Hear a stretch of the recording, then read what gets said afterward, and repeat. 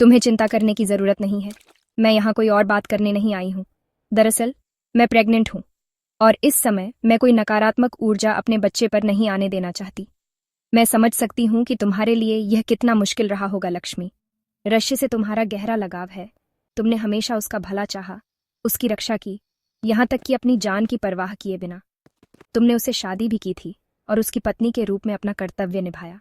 इसलिए मुझे समझ में आता है कि जब तुम्हें मेरी प्रेगनेंसी के बारे में पता चला होगा, तुम्हें कितना बुरा लगा होगा।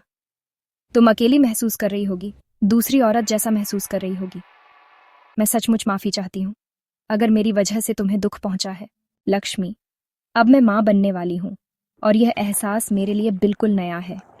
ये माँ बनने का सुख, ये फीलिंग इतनी अद्भुत है कि मैं इसे शब्दों में बयां नहीं कर सकती। लेकिन जब मैं तुम्हें देखती हूँ तो मुझे लगता है कि शायद मैंने ऋषि के साथ कुछ गलत किया। मुझे ऐसा नहीं करना चाहिए था। लेकिन अब स्थिति बदल चुकी है।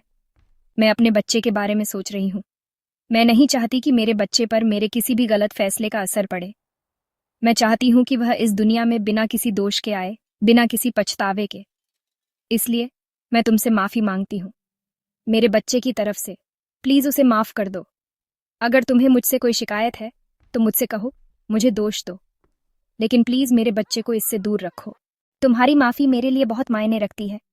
ये बच्चा हमारे परिवार का हिस्सा है और हम सब उसे उसका सही हक दिलाने के लिए साथ हैं। अब इस बच्चे को किसी भी तरह की नाइंसाफी का सामना नहीं करना पड़ेगा। तुम्हारा भरोसा हमारे लिए सब कुछ है और हम हमेशा इसके साथ खड़े रहेंगे।